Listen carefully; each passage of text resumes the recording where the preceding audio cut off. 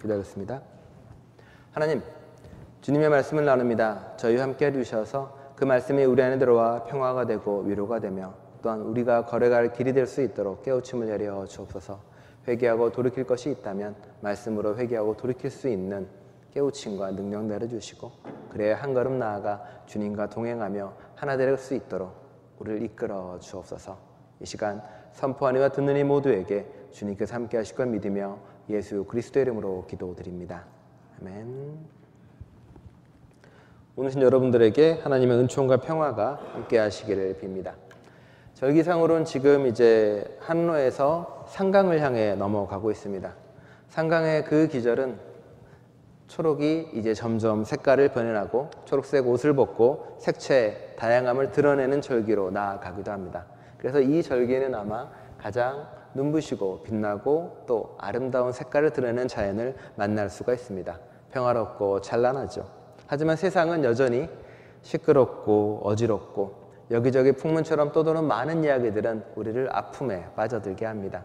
끝나지 않는 전쟁과 그리고 살육과 죽음의 소식들은 우리를 점점 불편하게 만들기도 하고요. 시집을 뒤적이다가 다니카와 순타로의 시가 떠올랐습니다. 지구가 너무도 사나운 날에는 나는 화성에게 말 걸고 싶어진다. 이쪽은 흐려서 기압도 낮고 바람도 강해질 뿐. 이봐, 그쪽은 어때? 달이 보고 있다. 완전히 냉정한 제3자로서 많은 별이 주시해서. 아프다. 아직도 어린 지구의 자식들이여. 지구가 너무도 사나운 날에는 화성의 붉은색이 따뜻한 것이다. 신의 감성을 그대로 따라가다 보면 화성의 붉은색이 따뜻하게 느껴지는 것, 어떤 그 심성 그대로 해서 어쩌면 자연의 수많은 색깔과 그리고 수많은 변화들은 우리로 하여금 힘들고 아픈 세상에서 잠시 눈을 돌리고 자연 안에 있는 그리고 자연 속에서 약간이나마 평화와 휴식을 찾으라는 주님의 부름이 아닐까라는 생각을 들게 됩니다. 어제는 이제 아가페 모임이 있어서 같이 클레인 산책 트레일을 이렇게 걸었습니다. 멀리서 보이는 단풍도 너무 아름답고 그리고 변화하는 자연 가운데 걸었던 그 길이 참으로 좋기도 했습니다. 사실 가장 좋은 건 친한 사람들하고 어울려서 같이 나누는 수다가 즐거운 거고, 같이 나눠 먹는 베이글하고 계란 들어간 샌드위치가 참 맛있었다는 기억이 납니다. 사실 음식을 하도 많이 해오셔가지고 제가 싸운 건 나눠 먹지도 못하고 그렇게 즐거운 시간을 갖고 함께 왔습니다. 자연 가운데에서 그리고 그 가운데 있는 사람을 만나고 체험하는 것은 험한 세상에서 위로가 되고 그리고 힘이 된다고 느낍니다. 상강의 계절 여러분들이 좀 더 자연을 보고 만났으면 하는 바람이 있습니다. 우리가 알고 있는 시편에 이런 시편이 있죠. 하늘은 하나님의 영광을 드러내고 창공은 그의 솜씨를 알려준다. 낮은 낮에게 말씀을 전해주고 밤은 밤에게 지식을 알려준다. 그 이야기, 그 말소리, 비록 아무 소리가 들리지 않아도 그 말씀 세상 끝까지 퍼져간다 입니다. 자, 하나님의 말씀을 우리가 직접 듣는다거나 어느 날 기도했는데 갑자기 하나님의 음성이 들려온다거나 그런 일은 그렇게 자주 벌어지진 않습니다. 오히려 우리는 음성으로 듣는 것들이 아니라 세상의 하늘과 밤, 지식, 아무 소리가 들리지 않아도 그 가운데 있는 하나님을 만나고 경험하는 게 우리들이라고 이야기합니다. 자연을 바라보면서 우리는 얼마나 하나님을 만나고 경험하고 체험하고 계십니까? 밤이 전하는 그리고 낮이 전하는 말씀과 지식들을 우리는 얼마나 알고 가슴에 담고 있습니까? 가을을 보내면서 분주한 일상보다는 좀 천지창공, 하늘에 있는 하나님을 만나고 경험했으면 좋겠습니다. 하나님은 끊임없이 우리에게 자기 자신을 드러내고 보여주는 분입니다. 우리가 귀가 막히고 눈이 감겨 있어서 알지 못할 뿐이죠. 성경은 그런 사람들의 이야기가 계속 전해지고 있습니다. 우리가 알고 있는 지금 이야기들 중에 바로나 파라오가 바로 그 증거이기도 하죠. 우리는 10가지의 재앙의 이야기를 하나하나 해나가고 있죠. 그리고 말씀드렸습니다. 그 재앙의 이야기는 회초리를 들어서 벌 주고 화내는 이야기가 아니라고요. 그것은 하나님이 누구인지 알려주기 위한, 하나님이 어떤 존재인지 깨우치기 위한 하나님의 가르침이고, 그리고 그 깊은 뜻이 그 안에 들어있다고 말씀드렸습니다. 그런 생각을 하죠. 좀 좋게 가르쳐주면 안 되나? 굳이 이렇게 험하게, 굳이 이렇게 어렵게 가르쳐주나라는 생각을 종종 들 때도 있습니다. 우리 지난주에 그 추수감사절 이야기를 하면서 그 10명의 악성 피부병 걸린 사람 중에 한 사람만 돌아와서 감사를 드린 이야기를 했습니다. 그리고 한 사람만 돌아와서 감사를 드린 이유에 대해서도 설명을 드렸고요. 기억나지 않으리라고 생각을 하며 이야기를 하고 있습니다. 왜 한 사람이 돌아왔을까라고 말씀드렸죠. 사실은 그 성경에서 보면 10명 중에 9명은 유대인이고 1명은 사마리아인입니다. 그렇죠? 9명은 예수님의 말씀처럼 제사장에게 돌아가서 자신의 몸을 보이고 자신의 일상으로 다시 복귀합니다.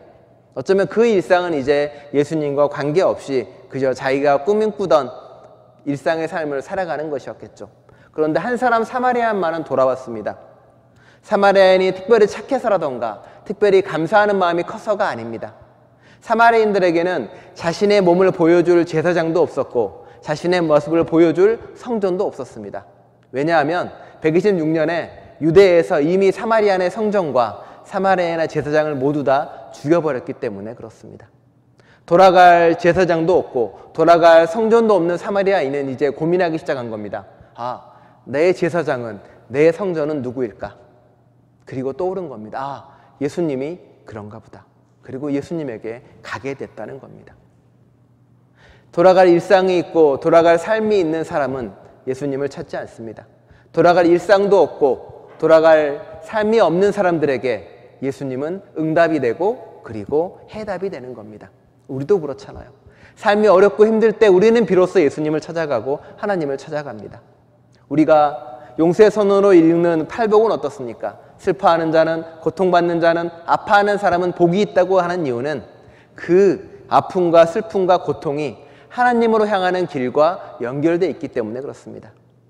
여러분의 이민사회가, 그리고 이민사회의 힘든 역사가, 먼 고향을 떠났던 아픔이 어쩌면 하나님에게 돌아가는 길이 될 수 있었다라고 성경은 이야기하고 있는 겁니다. 그걸 보여주는 거고요. 파라오나 많은 사람들도 바로 하나님을 알기 시작하기에 한 걸음 한 걸음 나아가고 있습니다. 나일강이 피로 물들면서 하나님은 보여줍니다. 이집트가 누리고 있는 그 부와 그리고 그 권력이나 그 많은 것들이 사실 수많은 사람들의 피와 아픔과 눈물이라고 이집트 사람들에게 알려줍니다. 우리에게도 경고하는 거죠. 우리가 누리는 이 부와 아픔은 자연의 수많은 아픔과 눈물이고 캐나다는 어쩌면 원주민 선주민들의 아픔과 눈물 때문이라고 선포한 거기도 했습니다. 하지만 그 선포 속에서 파라오는 깨닫지 않죠. 나랑은 관심 없다는 듯 돌아가 버리고 그리고 나랑 상관없는 것처럼 이야기합니다. 두 번째, 개구리 사건이 퍼지자 파라오가 이야기합니다. 뭐라고 얘기하냐면 이제 너의 신 여호와에게 가서 이것 좀 없애달라고 이야기하라라고 말합니다. 파라오가 너 신 모르겠다는 사람이 이제 너의 신 여호와라고 조금 알게 되는 걸로 한 단계 넘어갑니다. 그리고 세 번째, 이나 많은 벌레들이 벌어지는 사건이 벌어지자 파라오가 이야기하는 것이 아니라 요술사들이 이야기합니다. 신의 권능이 이제 이런 일을 벌렸다라고요. 아무도 모르다가 파라오가 조금 알다가 요술사가 조금 알다가 그렇게 조금씩 하나님을 알아가는 겁니다. 그렇게 배워나가고 그렇게 새겨나가는 거죠. 성경은 이야기하죠. 하나님을 아는 것이 지식의 근본이고 그리고 하나님 알기를 애쓰라고 바울은 편지도 보냅니다. 여러분은 하나님을 알기를 얼마나 애쓰고 노력하고 계십니까? 조용한 건 답이 없다는 건가요? 그렇죠. 일주일에 한 번 예배가 끝인 분도 있을 것이고 늘 생각하는 분도 있을 겁니다. 하지만 말하지 않는 하나님을 만나고 경험하면 여러분은 좀 더 하나님을 알 수 있습니다. 제가 이제 목사가 사람들 만나잖아요. 저도 이제 말씀도 보고 알아가지만 사실 하나님을 가장 많이 아는 거는 여러분을 만날 때입니다. 여러분을 만나고 이야기를 나누다 보면 여러 가지를 봐요. 내가 모르는 하나님의 모습을 저분이 알 때도 있고요. 그리고 성도님들이 걸었던 삶의 길을 이렇게 보다 보면은 그 옆에 동행하셨던 하나님을 알고 깨달을 때도 있습니다. 하나님이 저분을, 하나님이 집사님을, 하나님이 권사님을, 하나님이 이 장로님을 정말로 사랑하셨구나. 그래서 나도 사랑하셔서 나와 이분을 하나님의 인연으로 묶어주셨구나라는 고백을 하게 됩니다. 믿지 않는 사람을 만날 때도 마찬가지예요. 하나님이 저분과 함께 하시고 옆에 계시구나라고 느낄 때도 많이 있습니다. 물론 그게 무당이 이야기하는 것처럼 어유야 당신 어깨에 귀신이 밟고 있네요. 뭐 이런 얘기를 하자는 게 아닙니다. 하나님을 그렇게 만나고 볼 수 있다는 거죠. 말 없는 분을 경험하고 체험할 수 있다는 겁니다. 그게 우리가 하나님을 알아가는 방식입니다. 우리를 공동체로 묶어준 이유는 그게 있습니다. 혼자 가서 기도하고 혼자 가서 성경 보라고 하는 게 아니라 서로 만나서 서로 안에 있는 하나님을 내어놓고 이야기하고 만나라고요. 굳이 하나님 이야기하지 않아도 좋습니다. 뭐 MBTI 이야기하면서 E다 I다 T라고 이야기해도 좋고요.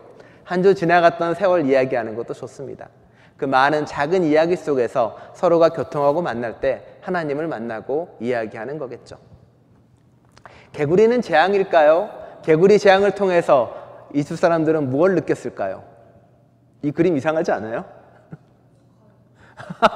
이 그림은 사실 제가 AI한테 부탁을 했습니다. 챗 GPT한테 AI야, 이집트에 개구리가 넘쳐나는 걸 그려줘 라고 해서 그렸어요. 근데 이상해요. 보면 여기 트럭도 있습니다. 여기 보시면 분명히 성경에 나온 이집트를 그려달라고 했는데 처음에는 개구리한테 날개를 달았어요. AI가 날아가는 온 세상을 뒤덮는다는 것을 저렇게 표현을 했습니다. 자, 개구리는 하나님은 왜 하고 많은 것 중에 개구리를 재앙으로 택했을까요? 좀 재앙으로 하려면 사자들이 넘쳐난다던가 아니면 뭐 정갈들이 넘쳐난다던가 그런 것도 아니에요. 개구리랑 다음 장에는 이제 이가 나오는데 사실 이도 올바른 번역은 아니고요. 뭐 각다귀, 뭐 모기, 뭐 짤짤한 벌레들을 보통 이야기하는 겁니다. 왜 그렇게 잘 자란 걸로 재앙이라고 불러 일으켰을까요? 물론 이제 작은 걸로 큰 것을 치시는 데 대한 이야기이기도 하지만은 재앙의 개구리 이야기 먼저 해보겠습니다. 개구리가 여러분 주위에 있으면 어떤 느낌이세요? 개구리, 야, 비늘 없는 건 다 싫어하는 분들이 있을 거고, 저는 괜찮습니다. 개구리, 네, 기르고 싶기도 하고. 네. 이집트에서는 개구리는 사실 풍요의 상징이기도 합니다. 한국도 그렇죠. 한국도 여러분 누가 이제 금두꺼비 이런 거 집에다 하나씩 있으신 검두꺼비 이렇게 보잖아요. 왜냐하면 금두꺼비가 부의 상징이고 다산의 상징이기 때문에 그렇습니다. 이집트 사람들에게도 마찬가지였어요. 두꺼비는 개구리는 풍요와 부의 상징이었고 자신의 욕망의 상징이기도 했습니다. 그 많은 것들이 이제 주님은 하나님께서는 개구리를 번성하게 보여줍니다. 그리고 이야기하는 거죠.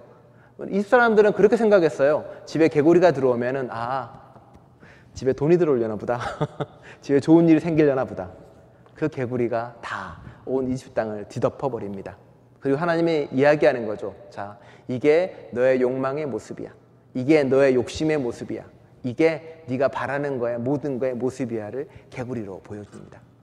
똑같은 사건을 히브리 사람도 겪습니다. 언제 겪을까요? 출애굽한 뒤에 겪는 사건이 하나 벌어집니다. 만나만 먹던 히브리 사람들이 이야기하죠. 질려요 하나님. 하나님이 이것들이 감사할 줄 모르는구나. 자, 원하는 만큼 줄게 해서 메추라기를 어떻게 합니까? 무릎 만큼 뒤덮게 다 뿌려버리죠. 하나님이 이야기하는 거죠. 자, 이게 너의 욕심의 모습이야. 이게 너의 욕망의 모습이야 라고 보여주는 겁니다. 고기 먹지 말고 야채 먹으라는 이야기는 아닙니다. 그것까지는 아니고요. 자, 이집트 사람들에게 보여줍니다. 네 욕망이 이런 모습이고 네 욕심이 이런 모습이라고요. 그러자 비로소 파라오는 깨닫지 못합니다. 자기 불편한 것만 깨달아요. 왜냐하면 뭐라 그러냐면은 너의 식탁에 너의 화덕에 내 거에 피해가 끼치고 내 거가 싫으니까 모세에게 가서 이야기하는 겁니다. 이게 자신의 욕망과 욕심의 덩어리란 걸 알지 못하죠. 그 욕망과 욕심의 덩어리는 결국 어떻게 됩니까? 물로 물러가지 않아요. 내 집에서 썩고요. 내 마당에서 썩어서 끊임없는 악취를 풍겨냅니다. 내 욕망과 욕심이 그렇다는 거예요. 내 식탁에 식탐으로 가득 찬 그곳에 욕망이 썩어가서 악취를 풍기는 거고 내 옷장에 내 부엌에 내 화덕에 내 욕망 내 욕심들이 거기 그득그득 붙어서 악취를 풍겨내고 하나님으로부터 멀어지게 한다고 경고하는 겁니다. 이집트의 풍요가 너의 욕심이 사실은 하나님으로부터 떠나게 하는 거야. 그러니 이제 그러지 말고 돌아와라고요. 하지만 이집트 사람들은 알지 못하죠. 오히려 술사도 똑같이 개구리를 불러냅니다. 그래요. 이집트 술사나 세상이 하는 일은 다 그런 겁니다. 나일강을 물로 바꾸지도 못하고 뱀을 다시 지팡이로 바꾸지도 못하고 개구리를 물러나게 하지도 못합니다. 오히려 화를 더할 뿐이죠. 뱀을 만들어내고 더 많은 피를 만들어내고 더 많은 개구리를 만들어내는 것. 그게 세상의 문제이기도 합니다. 그런 상황이 벌어질 때 히브리 사람들은 어땠을까요? 히브리 사람들은 그걸 보면서 똑같은 생각을 했을까요? 히브리 사람들은 하급 노동자에 가난했기 때문에 자신의 욕망과 욕심이 부엌과 혹은 화덕에 가득하지는 못했습니다. 물론 욕망은 많이 있었겠죠. 하지만 누리지는 못하고 있었으니까요. 그들에게 개구리는 어떤 상징이었을까요? 북유럽에서는 성령을 상징할 때 와일드 구스를 상징으로 내놓습니다. 우리 온타리 호수에서 이렇게 대변 보고 걸어다니는 그거 얘기하는 거 맞습니다. 걔들이 원래 잘 날아다니잖아요. 그러니까 성령의 상징 첫 번째는 자유로운 영혼이라는 거고요. 두 번째는 뭘까요? 꾀꾀거리는 거예요. 시끄럽게. 성령은 꾀꾀거립니다. 우리 안에서. 이거 하지 마, 저거 하지 마, 이거 해, 너 그거 하면 나쁜 거야. 내 양심의 소리처럼 꾀꾀거리면서 이야기하는 거고 세상에다가도 그렇게 외치는 겁니다. 하지 마, 나빠, 틀렸어, 회개해, 돌이켜. 꾀꾀거리는 거죠. 개구리는 똑같이 꾀꾀거립니다. 이스라엘 사람들에게 이집트 사람들에게 끊임없이 꾀꾀거립니다. 소리 지르고 외칩니다. 무엇을 외치는 걸까요? 자, 우리는 지난주에 나일강에서 피가 된 이유를 말씀을 드렸죠. 나일강에는 히브리 아이들이 수없이 죽어간 피의 강입니다. 그 피의 강에서 개구리가 나와서 외치는 겁니다.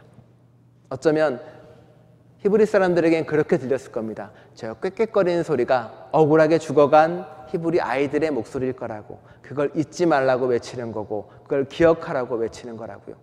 히브리 사람들은 알았을 겁니다. 자신들이 내지 못하는 목소리를, 자신들이 말하지 못하는 목소리를 하나님이 듣고 대신해주고 말하고 있다는 것을요.